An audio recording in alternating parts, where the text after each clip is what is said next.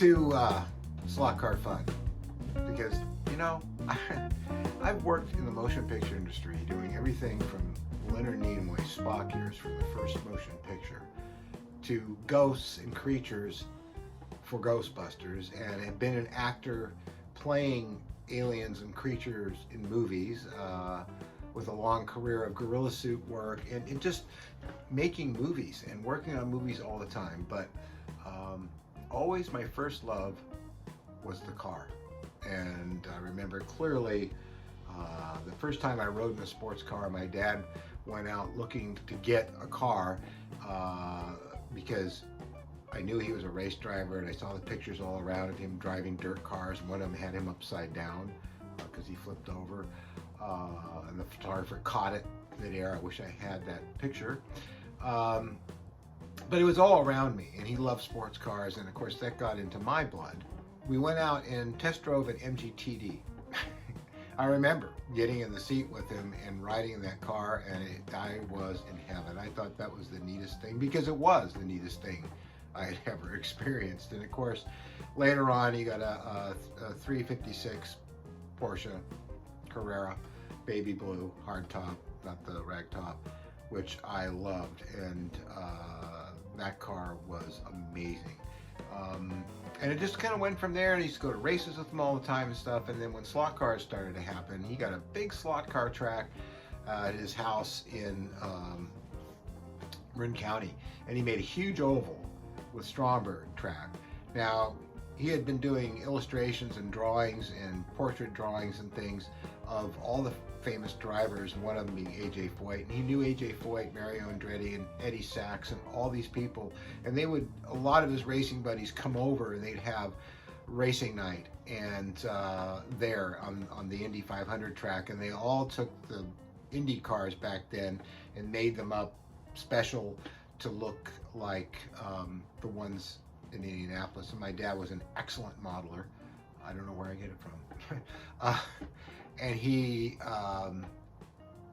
made up AJ's car. I remember that, and it was just incredible. And then he made up one for me, and so I was surrounded by slot cars. And then we took up 1/24 scale as well, and we used to go to the tracks together. And then we go to the actual tracks together and watch Mario Andretti drive off dirt track Offenhausers.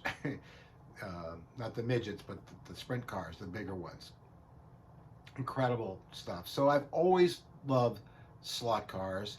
And then not too long ago, about 2012, I kind of went on the internet and said, geez, I wonder if the hobby's still alive. I found Electric Dreams, which is close by me, and a whole bunch of other stuff. And I just could not believe the level that the hobby had gone to. So I ordered myself a track, and I built my first track, and I've never looked back. So today, I want to talk about building. Now, Stephen Farr Jones tells me that if we had a racing class in our club for built cars, we'd have 3 people. On the average, I find that not many people build their own cars, and I used to build them all the time when I was a kid. I used to make my own frames and get the vacuum form bodies and stuff, and race 24th scale cars at the big tracks. I still love doing it, and I wanted to show you some of the cars I've done and talk about them. Maybe show you how some of them actually run. Pre-bought cars, pre-built cars are great. I love them myself. The instant gratification is just amazing. Who doesn't like that, you know? But this is a George Turner car, resin cast car. It's a BRM, 50s. And this thing is gorgeous. I mean, and it runs so smooth, and it looks just like the real car, and you get to build it. It comes as a kit, all in resin. Even the frame on it, we lost the driver. Okay, so the driver's out. The frame on this car, everything he basically does by hand and then makes molds. And he does excellent work. And being someone who's done that a great deal over the years for movies and myself, and building all kinds of models, big ones, small ones, I can really appreciate the level of craftsmanship that George has. He's just fantastic. So here's another one of his cars. I'm a big Lotus nut. I love Lotuses. And of course, this is the Lotus 40, another one of his cars that's just gorgeous. The interior has got all the gauges, the fire extinguisher is down there. It's a terrific car. It runs beautifully. It runs very smooth. I mean, this is a garage kit industry car, and look at the level that this car is on. Truly amazing. George is amazing. Then, thanks to Dave Kennedy, and by the way, Dave, this shirt is your fault. I've bought 2 shirts going on 3 from these guys, and I'm trying to sell them my own designs. I've done a few myself, but this is from Blip Shift. I'm not affiliated with them either. I'm not trying to copy you, but when you showed about this shirt, I went and got one right away, and obviously you got yours too because you were wearing it the other day, so great minds think alike, I guess. But yeah, it's a great shirt. So yeah, and this was, of course, made by Marco, designed by Marco at Electric Dreams, so it works out pretty well. What other cars do I have? Well, then there's other cars that I've done, like this midget. My dad used to race these, and this was the monogram kit that comes with a trailer. And I built this and used a Pendle frame on this and a slimline motor, and I gotta tell you, this thing runs so well. I mean, look at the inserts, their scale to what they had back then, the tires, everything, and this thing runs like a dream. I love the dashboard on it. It's photo etched. There's photo etched parts of this kit. You can still find these. That's 1/24 scale, but I think doing 1/24 scale would be kind of on the hard side. I mean a 1/32 scale, because it's a small car at that size. So this is, I haven't finished this yet, but this is the 1951 Bentley that did quite well at Le Mans. Also a George Turner model. This thing runs beautifully. It's just an incredible car. And the great thing is that you get to look up the history, and you look at photographs of the actual cars, and you go back and you look at your build, and you have to order the custom parts for it, like these real wire wheels, which I need to paint silver so they're not so glistening and beautiful and the way they weren't. But this car needs to be weathered down a bit. But again, it's another one of his great cars. I'm trying to think, do I have another one of his cars here? No, that's all 3 of them built. But then we get to the ones I had personally scratch built myself. And this is with the help of Chris Wright, of the 1/32 scratch build forum and fame. He has an actual forum as well, not just the Facebook page. But he helped me a great deal. This was the first thing I ever scratch built as a slot car. And I did all the parts, the windshield, everything. The only thing I didn't do with the mirrors are correct.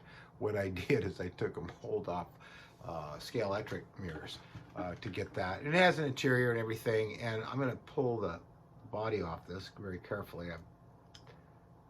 There, I got it off.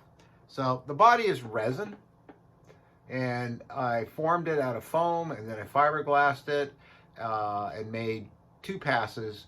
First, making just a smooth body. And then I made a silicone mold on that body and poured one up out of a solid material, 2-part resin, and then I scribed and put all the details in and made another mold for that, and that made me my production body. The frame, which is quite dirty, and I plan to clean this today, is Chris Wright's Bear Dog, not Beer Dog, Bear Dog Racing chassis. They're pricey, they're well worth it. They're laser cut in steel, and it's got the shock absorbers. Yeah, they're both there still. It's kind of hard to see. It's very filthy. And the tie rods and the actual suspension that the car had, which makes it really nice. This is the engine stack, which is glued directly to the the motor so you can see it when the body's on. I think you can just see it. See them. There you can't. Yeah. Through the screen. And the screen is pipe screens. And just formed it over a shape. And I'm actually selling this body kit on my website store. So I have a store for this stuff because I'm going to do a few slot car bodies. I've been very inspired by Osterio and George Turner and some of the other great builders out there. I know I'm missing some of your names. You guys are incredible. I mean, I've been building movie models that you've seen on this big screen and stuff, but I am so impressed with your intricate work that you do with these slot cars that you inspired me to want to try a hand at some of these things. Mark Tyler of Immense Miniatures fame. Also, Mark and I worked together at Boss Films on a lot of different movies together over time. I can't remember them all. I'm sure Mark will fill me in. But he remembers my red Fiat that I had. Unfortunately, where is the Fiat? I had an OTS Abarth version of this car in Ferrari red with nice mag wheels on it, all lowered and everything. And I used to drive that to work every day and cover it in the parking lot. And everybody knew that car until one day I was coming back from flying RC gliders on the hill. And I got hit by a Mack truck. I was lucky to live. I mean, it was a bad accident. I crawled out of that thing. It actually saved my life, that unitized body. Great car. But Mark remembers that car quite well. He told me when I was given this car, you got to paint it red, and I'm going to make it into the car I used to have, which is another fun thing you can do. But Mark sent me this McLaren, and I'm not quite sure how he did it, if it was 3D printed or he hand formed it. Mark will fill you in. But he thought that a pulley car would fit really well in that, and it does. And this car runs really smooth. So I used the pulley car. I got the inserts for the wheels, aluminum wheels. It's one of Mark's drivers. It was excellent drivers. And this car is so smooth and quiet. It's just wonderful. But this wasn't totally scratch built. In fact, I don't consider this a scratch build. I consider this a kit build. And so, as much as I like this $49.95 scale electric, not quite scale Lotus 25, I'm just an F1 nut in Le Mans cars. What I'm going to do is I'm going to compare this car, where the frame cost me $50 alone, and the tires, this is a $100 and something to $200 something car, however you want to look at it, versus a $49 car. And we're going to put these both on the track, and you're going to see how much better this scratch-built car with a Bear Dog Racing chassis in it runs than anything else I have in F1. Okay, scale electric, $49.95, Lotus 25. I love it. I know a lot of you guys in the 132nd scratch build forum and also the FB page have criticized it, and yes, because you guys actually build slot cars, and I would really like to see more people building slot cars, which is another point to this video, to show you how much fun it can be and how much better the cars run. Now, of course, I had to get replacement tires for this car and do some tweaking on it, and it runs fairly well. Now, it's pretty quiet, but no matter what, it probably needs some weight. Even the tires didn't help it as far as concerned for how it fishtails and slides around. But it's doing a lot better than it did the first day I got it. And plus, there is no magnet in this car. Now, we're going to run my scratch-built T73 Cooper, pretty much from the same era. And you're going to see you hear a difference. So, here we go.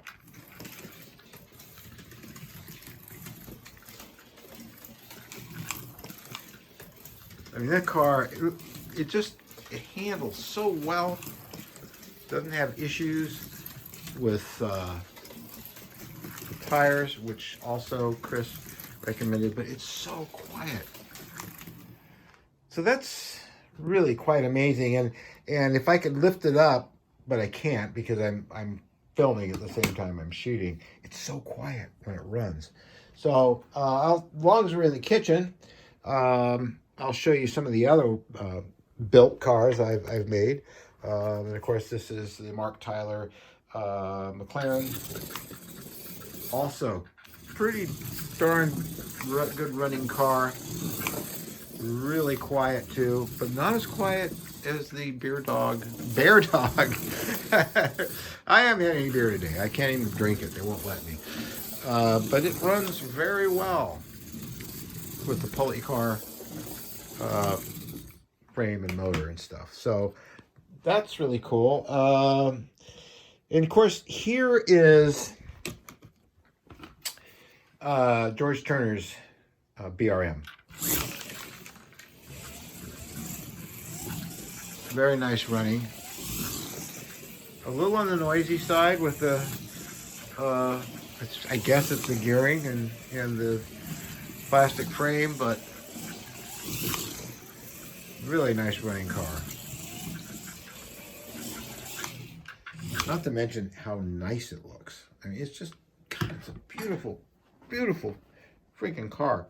So, F1 at its finest.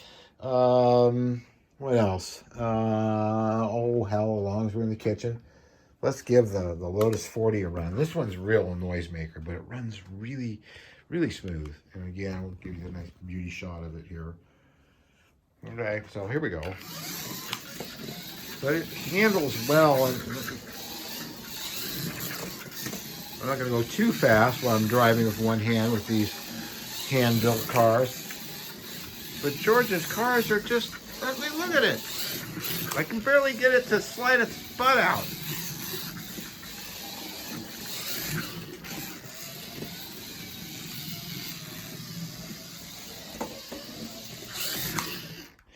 Love this car. Love the Lotus 40. Oh, I know. You want to see this run, don't you? These are all the cars we talked about today. And this is George's Bentley. 1951 Bentley. Which runs really very well, too. But unfortunately, the brushes I'm using, I need to replace because they're way too thick and big, and they're causing it to come out of the track. And last but not least, very difficult to drive with one hand, but I'm going to try the Monogram Midget.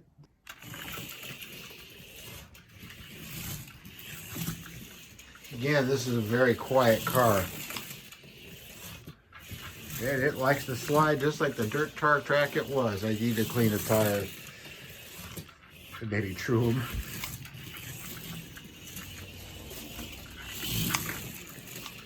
But it really, really runs very well. And you know, you can't get cars like this. Well, maybe you can somewhere, but just built and ready to go. In fact, I've never seen a midget on the market. It'd be nice if they made one. They used to a long time ago. But these cars run terrific. I enjoyed building them so much. And this is a whole other part of the hobby you can add to your repertoire. Building your own cars, and you can have unique cars that no one else has, or that few people have, that are real showstoppers. So thanks for watching another show of Slot Car Fun. I enjoy doing this, and I try to keep it interesting and based on a lot of different stuff than the other guys are covering in slot cars. So you won't find me doing reviews or telling you the latest news and stuff. We'll leave that to Dave Kennedy, that slot car guy, and Home Racing World. I'm missing some others. I watch them all. I love watching your shows. I look forward to them every week because they put a darn smile on my face.